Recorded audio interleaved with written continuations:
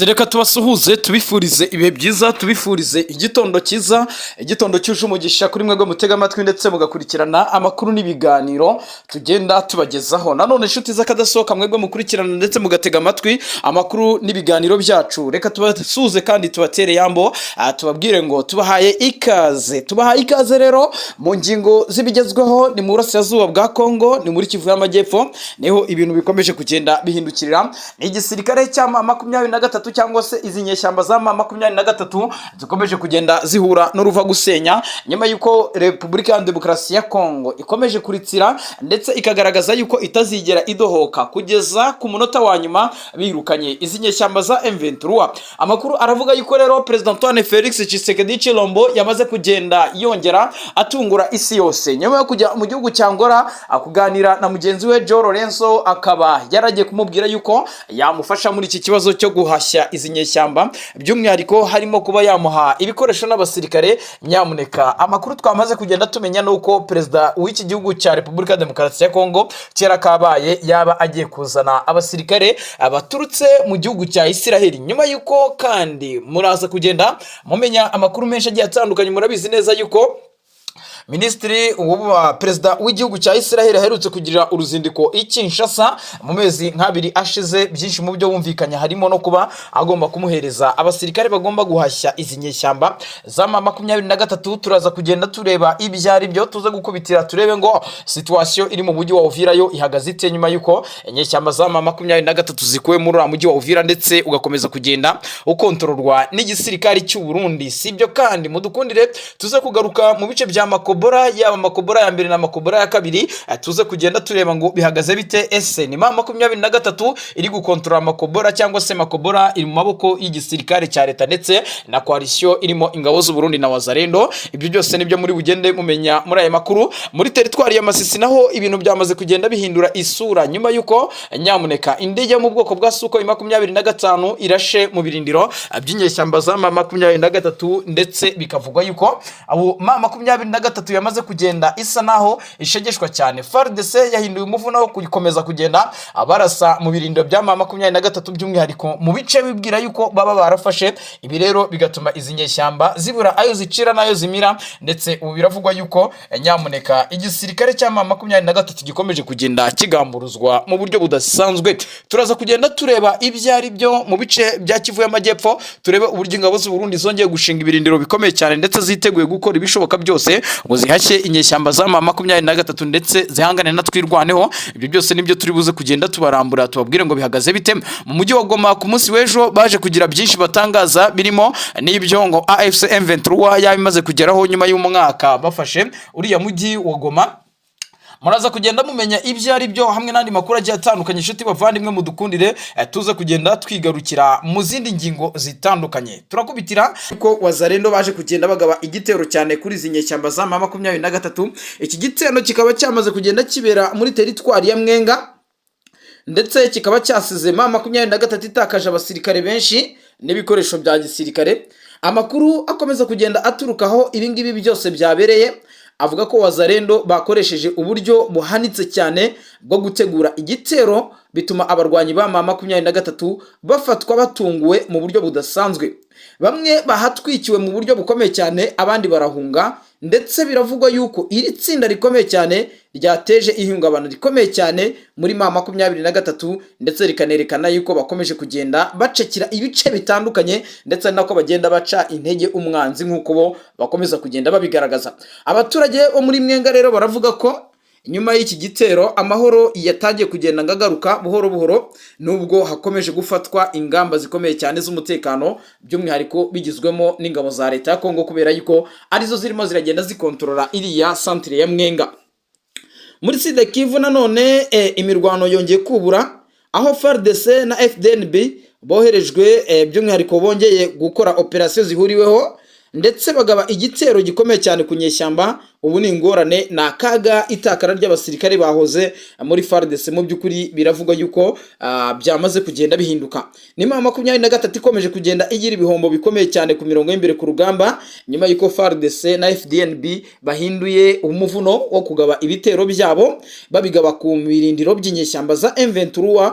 Ariko nyamuneka ahangaha ubuyobozi bukagaragaza yuko nta n'igihe na kimwe bazigera badohoka ku kurengera ubusugire bw'igihugu, bo badatinya kuvuga yuko M23 ngari ingabo z'amahanga zamaze kuza zihishe mu banyagihugu, ariko nyamuneka ngo zikaba zikomeje kugenda ziteza akaga gakomeye cyane. Uwo bita Lieutenant General Ruboya biravuga yuko rwose yamaze kugenda yandika amateka, kuko niwe kuva yagera muri biriya bice, murabyibuka neza yuko uyu nguyu niwe wasimbuye Brigadier General Gasita ubwo Wazalendo zamwirukanaga muri uriya mujyi wa Uvira. Biravuga yuko rero akomeje kuyobora ibitero bikomeye cyane, ndetse bimwe mu bitero akomeje kugenda ayobora bikomeje kugenda bigera ku ntego, cyane cyane ko hari amavugurura akomeye cyane muri axis zitandukanye, by'umwihariko arimo aragenda agaragara nyuma yuko FARDC rwose ihinduye bamwe mu basirikare bakomeye cyane bo kuyobora izi ngamba zitandukanye.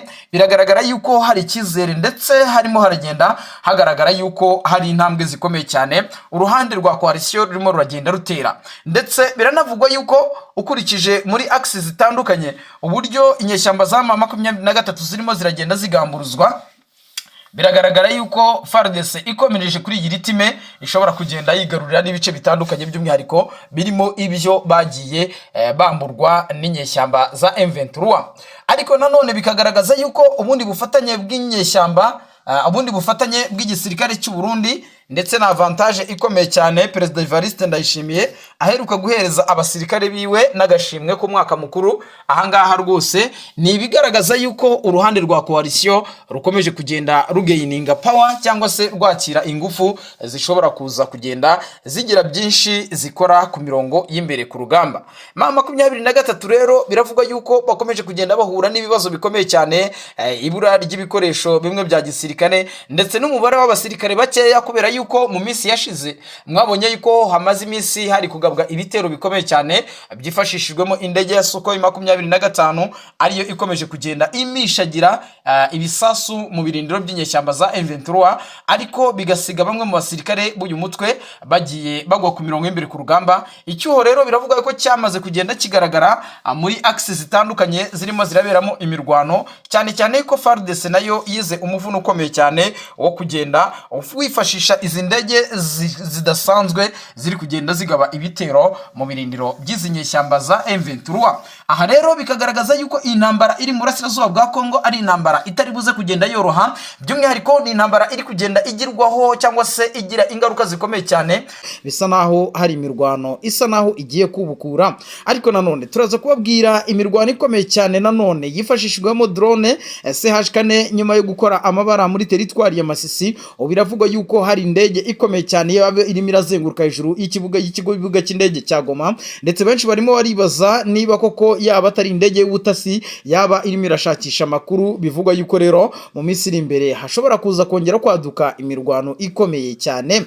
Si ibyo kandi Kinshasa yamaze kugenda yikubita mu gatuza igaragaza yuko hari abasirikare b'u Rwanda bafatiwe ku butaka bw'igihugu cya Kongo, aho bivugwa yuko ku munsi w'ejo abasirikare bagera kuri 7 ndetse n'abasivile bagera ku 8 bamaze kugenda berekanwa n'usigaye ari umuvugizi w'igisirikare cya Repubulika ya Demokarasi ya Kongo, bamwita Mark Hazukai Mongba. Uyu nguyu ni umuyobozi wungirije ushinzwe itumanaho mu itangazamakuru mu gisirikare cya leta y'u Burundi. Turaza kugenda tubaramburira tubabwire ibyari byo. Uvira nanone biravuga yuko Yakutumba igaragaza ubuhangange mu mirwano na M23, ndetse bikavuga yuko Yakutumba yamaze kugenda yagura ibikorwa byayo bya gisirikare, aho bivuga yuko izi nyeshyamba za M23 zishobora kuza kwishyura ikiguzi cy'intambara mu buryo buhambaye. Andi makuru kandi nkuko twamaze kugenda tubibemerera mu dukunde tuze kugenda tugaruka mu gihugu cy'u Burundi tubabwire ibiri kugenda bitangazwayo nyuma yuko umukuru umugambwe cyangwa se umukuru w'ishyaka riri ku butegetsi CNDD-FDD agaragaje yuko imipaka y'ibihugu igiye gufungurwa, yaba ku ruhande rw'igihugu cy'u Rwanda ndetse no ku ruhande rw'igihugu cya Repubulika ya Demokarasi ya Kongo. Akaga kamaze kuba akaga, ibintu byamaze kugenda biba vumbi na jasho. Biravuga yuko rero nanone ku butaka bw'igihugu cy'u Burundi, by'umwihariko ku kibuga cy'indege cya Bujumbura, hamaze kwakirwa ibikoresho byinshi. Bivuga yuko ari abasirikare b'Ababiligi bamaze kugenda biyongera hara ku butaka bw'igihugu cya Kongo, aho bivugwa yuko imirwano ikomeye cyane ndetse n'amadrone arimo arifashishwa mu kurasa hirya no hino muri teritwari ya Masisi, birimo birakorwa n'abacanshuro by'umwihariko ndetse n'abasirikare baturutse mu gihugu cy'Ububirigi, aho bivuga yuko aribo barimo barakoresha izo ndege zikagenda zikarasa mu birindiro by'inyeshyamba za M23. Ubwo rero FARDC yamaze kugenda mu by'ukuri ibona umuvuno w'icyo igomba gukora, igomba cyangwa se irashaka kurashisha inyeshyamba za M23 intwaro zose zishoboka baba bafite, kugira ngo izi nyeshyamba za M23 mu by'ukuri zihabwe isomo mu kindi gihe zitigeze zibona. Turaza kugenda tureba uburyo bihagaze hirya no hino ku butaka bw'iki gihugu cya Kongo, nk'uko twamaze kugenda tubiyemerera.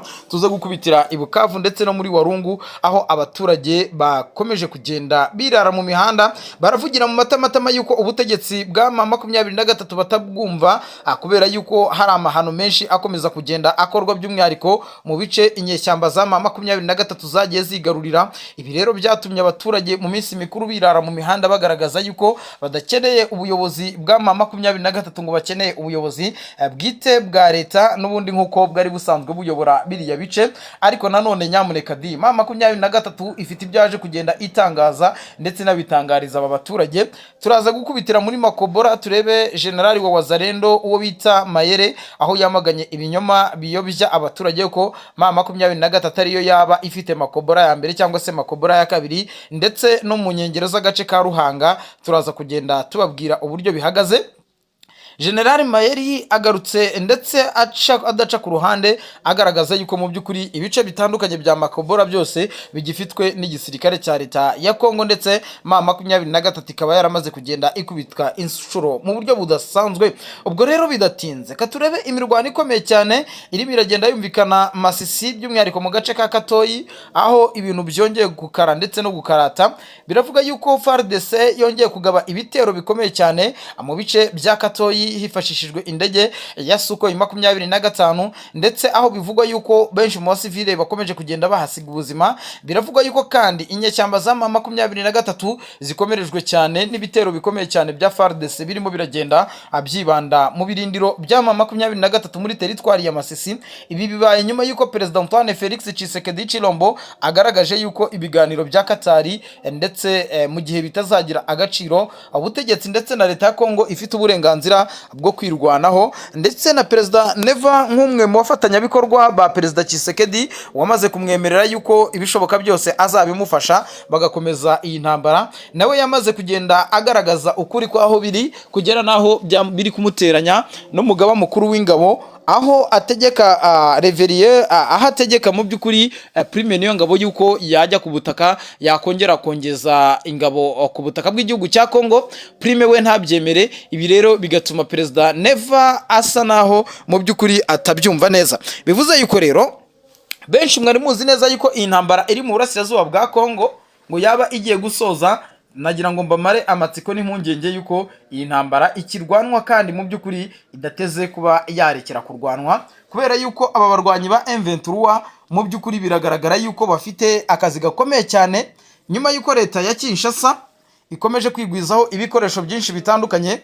Bari bamaze iminsi barwanisha Sukhoi, bamaze iminsi barwanisha drone CH4, ariko biravuga yuko noneho na drone kamikazi M23 yari yaragiye muri Turkiya irazizana, aho bivuga yuko Bayraktar TB2 nabo bari maze iminsi bari kuzikoresha. Ariko nanone bikavuga yuko FARDC nayo yamaze kugenda ihindura umuvuno. Ibi rero bikahita bigaragaza yuko hari akazi gakomeye cyane kuri izi nyeshyamba zatangiye intambara bazi neza yuko bari buyirwane igihe gitoya igahagarara, ariko intambara igeze mu mahina ndetse intambara igeze ahakomeye, aho bigaragara yuko M23 irimo iragenda itakaza abasirikare benshi mu buryo batigeze babitegura. Ku munsi waje ngira ngo nibwo twaberetse video ya General mwenyewe Sultani Makenga asura ikigo cy'imyitozo cya Rumangabo ndetse n'abasirikare benshi, bigaragara yuko hagiye kuba pass out. Ibi rero bikagaragaza yuko M23 nubwo iraswaho hifashishije ibigendajuru byose bishoboka, ariko nyamuneka ubutegetsi bwa Kinshasa nabwo bugaragaza yuko butazigera bubahereza agahenge habe na gatoya ako kuba abatuma bitekerezaho. Ibi rero mu by'ukuri bikagaragaza yuko iyi mirwano iri mu burasirazuba bw'iki gihugu cya Kongo ari imirwano itoroshye cyane, ari imirwano itari buze kugenda yorohera impande zombi zihanganye muri iyi mirwano. Ariko ngira ngo twari twakomeje ku kijyanye no kuba Kinshasa mu by'ukuri ku munsi w'ejo yaragaragaje bamwe mu basirikare barimo abari ku rwego rw'amapeti ya za koloneli ndetse na za majoro bafatiwe ngo mu bihe bitandukanye. Amakuru dukomeza kugenda twakira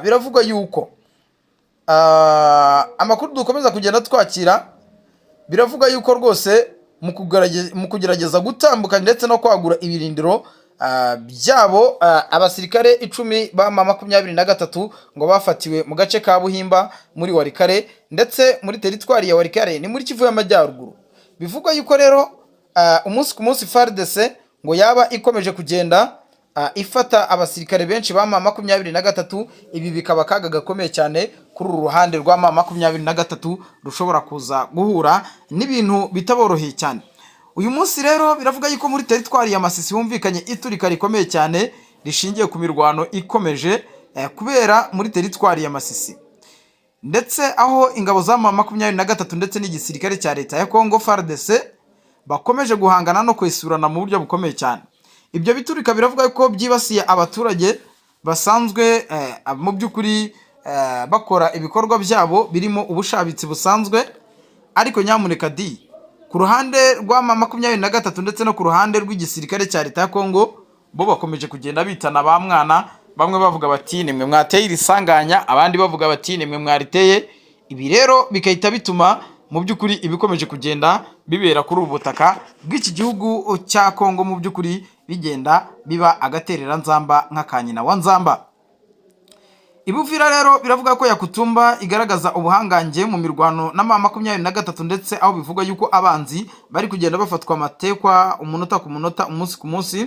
Ibi ngibi nanone kandi umuvugizi wa FARDC wungirije yitwa Mike Hazukai yamaze kugenda mu by'ukuri agaragaza yuko ngo igisirikare cya leta ya Kongo kimaze iminsi kiri gukora akazi gakomeye cyane.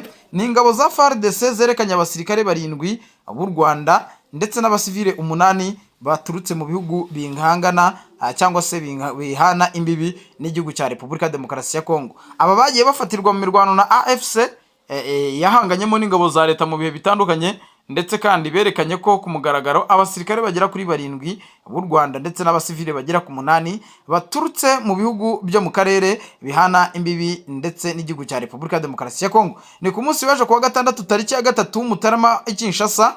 Abo bose bafashwe miri mu mirwano yaberaga mu ntara Kivu y'Amajyaruguru ndetse na Kivu y'Amajyepfo barwana n'inyeshyamba za M23 nk'uko byatangajwe na Lieutenant Colonel Mark Hazukai Mongba, umuvugizi wungirije ushinzwe itumanaho n'itangazamakuru muri FARDC unashinzwe ibikorwa bya gisirikare n'iperereza. Ibi ni ikimenyetso simusiga cy'ubuvugizi bwa nabi ngo bw'igisirikare cy'u Rwanda nk'uko bo bakomeza babigaragaza ku butaka bw'igihugu cya Kongo. Yagize ati kuva intambara yatangira mu burasirazuba bwa Kongo yakomeje kugaragaza ishingiye ku bimenyetso bifatika ko bibasiwe n'u Rwanda. Uyu munsi kandi FARDC biravuga yuko yahamagariye hano kugira ngo ibereke abasirikare 7 ngo b'igihugu cy'u Rwanda ndetse n'abasivile 8 baturutse mu bihugu bihana imbibi n'igihugu cy'uburu cya Kongo. Bose bafatiwe mu bikorwa bya gisirikare byabereye muri Kivu y'Amajyaruguru ndetse na Kivu y'Amajyepfo. Gukomeza kwigarurira Uvira ndetse n'indi migi igiye itandukanye byakomeje kugenda birangwa n'izi mpande zombi. Aka kabara akaga gakomeye cyane gakomeje kugenda kagwirira igihugu cya Repubulika Demokarasi